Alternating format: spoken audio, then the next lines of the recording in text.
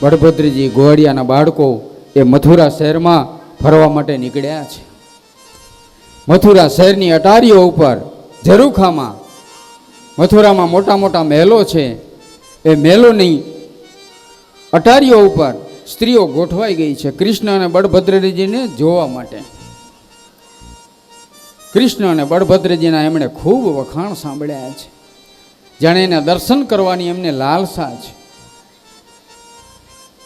હરિ ઓમ. મથુરાની સ્ત્રીઓ ગાય છે શું? ચાલો સખી ઉતાવળી જોવાને નંદ કુમાર, અક્રૂર તેડીને લાવ્યા એની શોભા તણો નહીં પાર. ચાલ સખી ઉતાવળી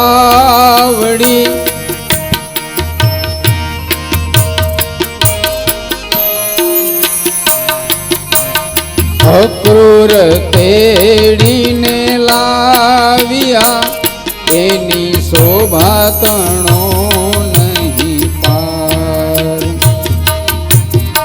અક્રૂર તેડીને લાવ્યા એની શોભા તણો નહીં પાર. બંને સુંદર બાળકો મથુરાની સ્ત્રીઓ ધન્ય બની છે.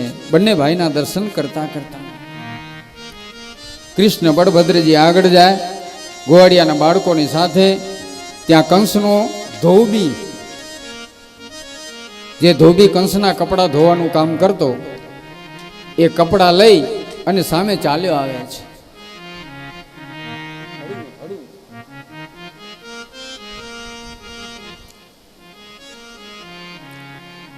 ચાલ્યો આવે છે.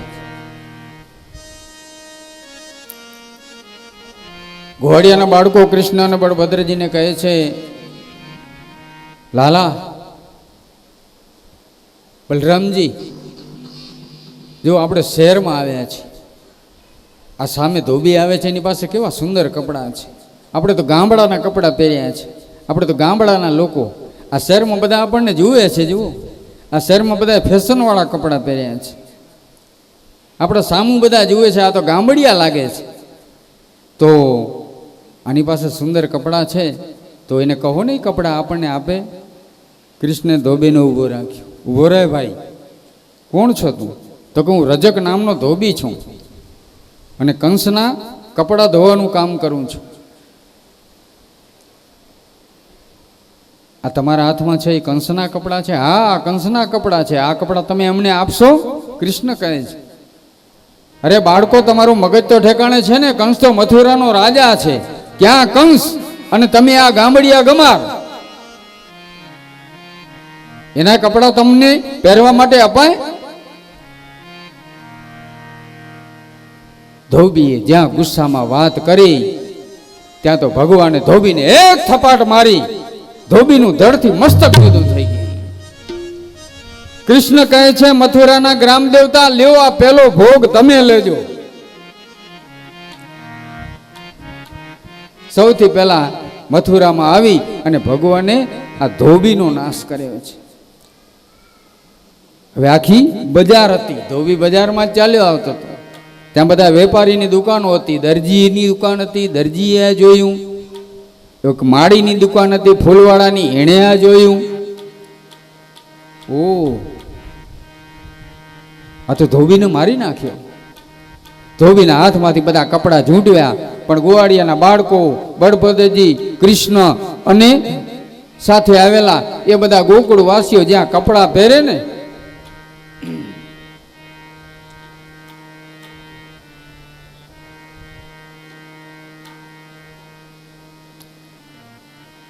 હવે ક્યાં મામા કંસનું શરીર અને ક્યાં આ બાળકોનું શરીર? કંસના કપડા એ આ બાળકોને પૂરા થાય નહીં. બધા એકબીજાને જોવા લાગ્યા. કૃષ્ણ સમજી ગયા આ કપડા માપના કરવાનું કહે છે. બધા દરજીની દુકાન હતી, ત્યાં આવ્યા. કૃષ્ણે દરજીને કહ્યું કે ભાઈ, આ કપડાં અમારા માપના કરી આપશો? દરજી કહ્યું હા, પ્રેમથી કરી આપીશ. દરજીએ બધાના માપના કપડાં કરી આપ્યા. ભગવાને દરજીને સુંદર આશીર્વાદ આપ્યા કે જાઓ, સોયની અણી ઉપર તમારો જીવન નિર્વાહ ચાલશે. અને આજે પણ સોયની અણી ઉપર દરજીનો જીવન નિર્વાહ ચાલે. અને અત્યારે તો સિલાઈના ભાવ વધતા જ જાય છે. ક્યાં પહોંચી ગયા સિલાઈના ભાવ! કેવી નવી નવી ફેશન, નવી નવી પેટર્ન, બહુ સિલાઈના ભાવ છે. દરજી બધા બહુ સુખી છે. અને દરજી પાછા પોતે કહે કે દરજીનો દીકરો જીવે ત્યાં સુધી સીવે, એ નિવૃત્ત ન થાય. ભગવાનને, ગોવાળિયાના બાળકોને બધાને આનંદ થયો. આગળ જાય તો માળીની દુકાન આવી. માળીએ સુંદર ફૂલના હાર બધાને પહેરાવ્યા, બધા શોભવા લાગ્યા. આગળ જાય તો હાથમાં ચંદનનો વાટકો, કટોરો, સામે એક કુબજા ચાલી આવે છે, જેના શરીરની અંદર 3 વાંક છે. શરીર વાંકું ઓળી ગયું છે, કુરૂપ છે, કદરૂપી છે. ભગવાન સામે મળ્યા. કુબજાએ ભગવાનને જોયા. કુબજા રાજી રાજી થઈ ગયા. આજ પરમાત્માના મને દર્શન થયા. ભગવાન કુબજાને કહે છે, આ તમારા હાથમાં શું છે? મારા હાથમાં ચંદન છે. આ ચંદન કંસને બહુ પ્રિય છે. હું ચંદન ઘસી અને કંસને આપું ત્યારે કંસ બહુ પ્રસન્ન થાય છે. કૃષ્ણ બળભદ્રજી કહે છે, અમને આપશો? કહ્યું હા, તમારા માટે જ છે. બંને ભાઈઓ, ગોવાળિયાના બાળકો એ ચંદનનું ત્રિપુંડ કર્યું. સુંદર મજાનું લલાટ શોભવા લાગ્યું. ભગવાન કહે છે, કુબજાને કંઈક આપવું તો જોઈ. એટલે ભગવાને, આ તો પૂર્ણ પુરુષોત્તમ છે ને, ભગવાને પોતાનો જમણો પગ કુબજાના જમણા પગ ઉપર મૂક્યો અને કુબજાની દાઢી ઉપર આ વચલી 2 આંગળી મૂકી અને જેવો આંચકો આપ્યો, કુબજાના શરીરમાં જે 3 વાંક હતા એ નીકળી ગયા અને સુંદર રૂપ જેણે ધારણ કર્યું છે.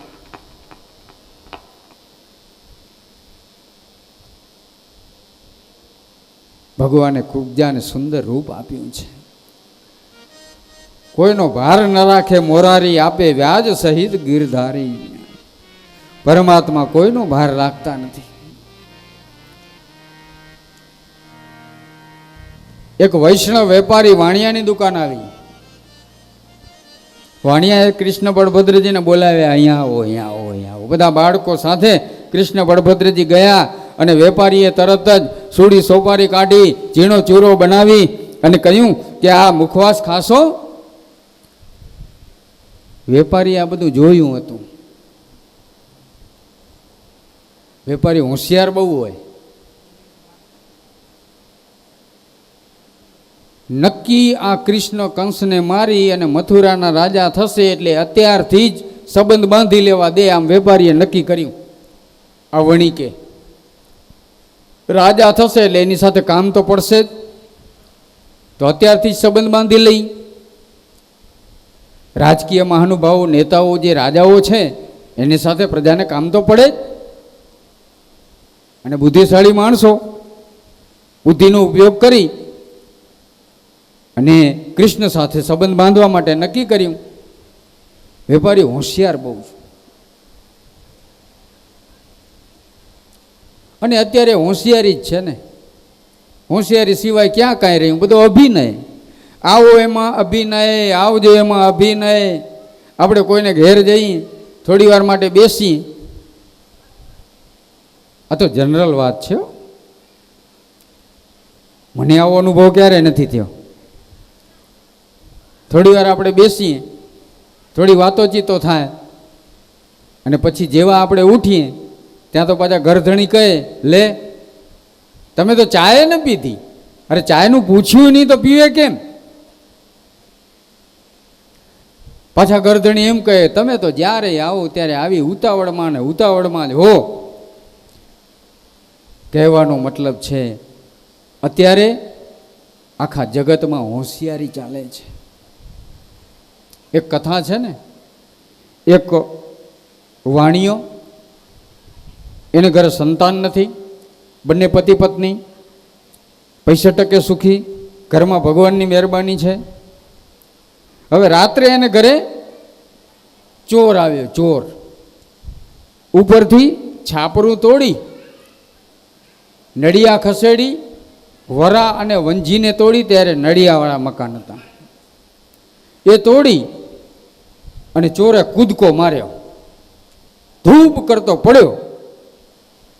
જેવો કૂદકો માર્યો ત્યાં વાણિયો જાગી ગયો, વેપારી જાગી ગયો. એની પત્નીને જગાડી, એ ઉઠ ઉઠ ઉઠ, ક્યાં સુધી સૂતી રહીશ? તું કહેતી હતી ને ભગવાને આપણને સંતાન ના આપ્યું, ભગવાને આપણને સંતાન ના આપ્યું, ભગવાને આ ખોટ રાખી દીધી. આજે ભગવાને ખોટ પૂરી કરી. જો આ ભગવાને આપણને આ અડધી રાતે દીકરો આપ્યો, એને આ દીકરો એને આપણે પરણાવશું, એની વહુ આવશે, એ લાડકોટમાં મોટો કરશું અને આપણી બધી મિલકત આ દીકરાના નામે કરી દેશું. બધું, આપણી દુકાન, ઓફિસ, કારખાના, માલ, મિલકત, જે કાંઈ પ્રોપર્ટી છે એ બધું જ. આ ચોર તો સ્તબ્ધ બની ગયો. એને વિચારવાનો સમય ન દીધો, બોલવાનો સમય ન દીધો. અને વાણિયાની પત્ની એ પણ હોશિયાર જ હોય ને. સાચી વાત છે, ભગવાને આપણને અડધી રાતે દીકરો આપ્યો, રેડીમેડ. એની પત્ની કહે છે, આનું નામ શું નાખશું? આનું નામકરણ કરવું પડશે, શું રાખશું એનું નામ? એટલે વેપારીએ કહ્યું કે આનું નામ બહાદુરસિંહ રાખી, બહાદુરસિંહ. વાણિયાની પત્ની કહે છે, વાત સાચી, આવા નામ તો બધા ક્ષત્રિયોમાં હોય, દરબારોમાં હોય. આપણે તો વૈષ્ણવ વાણિયા છીએ, આપણામાં કપૂરચંદ હોય, કપૂરચંદ, લાલચંદ, આવા બધા નામ હોય તો આપણે કપૂરચંદ રાખી. વાણિયો કહે છે કે બહાદુરસિંહ, પત્ની કહે છે કપૂરચંદ, વાણિયો કહે બહાદુરસિંહ, એની પત્ની કહે કપૂરચંદ. બહાદુરસિંહ, કપૂરચંદ, બહાદુરસિંહ, કપૂરચંદ. હવે બહાદુરસિંહ ને કપૂરચંદની વચ્ચે પેલો ચોર એમને બેઠો છે, જોયા કરે છે બંનેના સામું.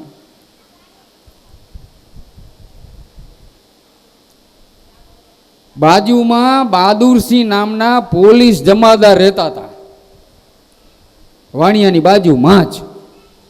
અને વાણિયાએ બૂમ પાડી, બહાદુરસિંહ, બહાદુરસિંહ, બહાદુરસિંહ. સાહેબ જાગી ગયા. શેઠ બોલાવે છે. આવ્યા, દરવાજો ખખડાવ્યો. વાણિયાએ કહ્યું પોતાની પત્નીને, સાહેબ આવી ગયા, દરવાજો ખોલો. દરવાજો ખોલ્યો, સાહેબ આવ્યા. સાહેબ આવી ગયા? હા. જુઓ, આ અમારે ઘરે ભગવાને અડધી રાત્રે અમને આ દીકરો આપ્યો છે, આને તમે લઈ જાઓ અને જ્યાં તમારે લઈ જવો હોય ત્યાં એને સાચવીને રાખજો. તમારે જેવી ચડ્ડી પહેરાવી હોય એવી એને પહેરાવજો અને એની સંભાળ રાખજો. જા બેટા, જા જા જા જા, તને સાહેબ જ્યાં લઈ જાય ત્યાં જા. આ ચતુરાઈ. પકડાવી દીધો ચોરને. અને એ જગ્યાએ આપણે એવું તો બાપો મારી કરી નાખી, ઓલો બધું લૂંટી લે, આપણને બાંધી લે અને કંઈક હથિયારથી પાછો ઘા પણ કરતો જાય. આ બુદ્ધિ અને ચતુરાઈ. ભગવાન સાથે આજે વાણિયાએ સંબંધ બનાવી લીધો છે. ભગવાન આ મથુરા શહેરની અંદર બધાને આનંદ આપી અને પાછા પોતાના જ્યાં ઉતારા હતા ત્યાં આવ્યા છે. ત્યાં આવી બીજે દિવસે ધનુર્યજ્ઞ છે એની બધી તૈયારીઓ થાય છે. અને બીજે દિવસે ધનુર્યજ્ઞ જવા માટે ભગવાન એ ધનુર્યજ્ઞના દ્વારે આવે છે. ત્યાં કંસે એક ધનુષ્ય મૂક્યું હતું. એ ધનુષ્યનો ભગવાને ભંગ કર્યો હોય, ધનુષ્ય તોડી નાખ્યું. આ ધનુષ્ય કંસને પરશુરામે આપ્યું હતું અને કહ્યું હતું કે જે ધનુષ્ય ભંગ કરશે એના હાથે તારું મૃત્યુ થશે. આજે ભગવાન કૃષ્ણએ આ ધનુષ્યનો ભંગ કર્યો છે. અને જ્યાં દ્વાર પાસે આવે ત્યાં તો કંસના સેવકોએ એ કુલ્યાપીળ હાથીને મદિરાપાન કરાવી ગાંડો બનાવી અને ઊભો રાખ્યો છે. ત્યાં તો ભગવાન બોલ્યા, એ જે દ્વારપાળ સેવકો હતા જે કંસના, એને ભગવાન પરમાત્મા કૃષ્ણ કહે છે કે હે દ્વારપાળ, આ તારા હાથીને દૂર ખસેડી લે, નહીતર હું એનો નાશ કરી નાખીશ. ભગવાને આજે વજ્ર જેવી વાણીનો ઉપયોગ કર્યો છે, કઠોર વાણી. પણ જ્યાં કઠોર વાણી બોલવાની જરૂર પડે ને ત્યાં બોલાય. આખો દિવસ આવી ઝેરીલી જીભણ વપરાય નહીં. જ્યાં એની જરૂર પડે ને, જ્યારે જે વસ્તુની જરૂર હોય ને ત્યાં આપણે એનો ઉપયોગ કરીએ ને તો એ સાર્થક થાય. પણ આપણે કડવું જ બોલીએ, કડવું જ બોલીએ, કડવું જ બોલીએ તો પછી આપણે અડખામણા થઈ જાય બધાથી. એટલા માટે તો કહ્યું, કરે છે ઝેર જીભ જાજું, મજા છે મૌન રહેવામાં.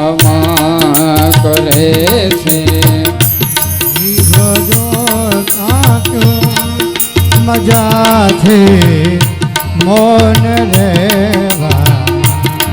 કવેણો કાઢવા કરતા મજા છે મૌન રહેવામાં.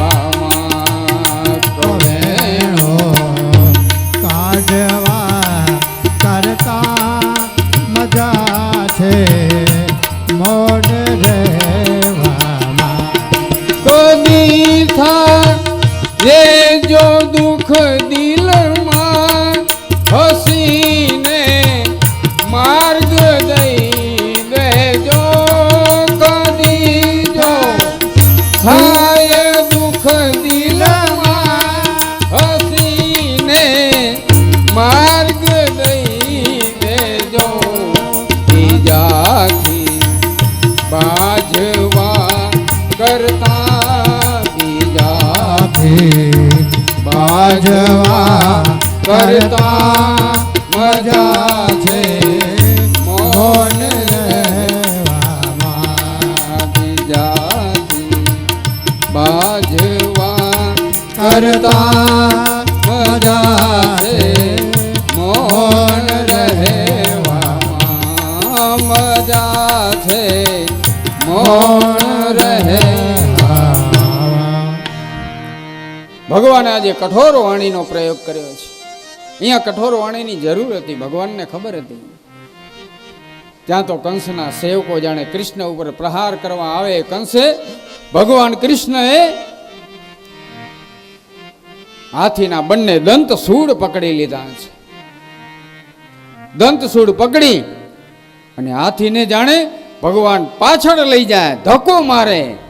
પછી હાથીને પાછલા પગથી પકડી ભગવાન કૃષ્ણએ ચક્કર ચક્કર ફેરવી અને પૃથ્વી ઉપરમાં પછાડી એનો નાશ કર્યો. સેવકો તો ત્યાંથી ચાલ્યા ગયા. ભગવાન બળભદ્રજી હસતા હસતા અખાડાની અંદર આવે છે. અખાડામાં હકડે ઠઠ મેદની, ક્યાંય માણસ સમાતું નથી. કૃષ્ણ અને બળભદ્રજીને જેવા જોયા ત્યાં તો બહેનો કૃષ્ણ અને બળભદ્રજીની ચર્ચા કરવા લાગી. બહેનો પાસે બધી માહિતી હોય, એ ભલે ને નવા નવા હોય, ક્યાંય ગયા ન હોય, એની પાસે બધી વિગત હોય. જુઓ, કૃષ્ણ બળભદ્રજી પહેલી વખત મથુરામાં આવ્યા છે, છતાં બહેનો પાસે બધી માહિતી છે મથુરાની સ્ત્રીઓ પાસે. જો આ મોટા છે એનું નામ બળભદ્રજી છે,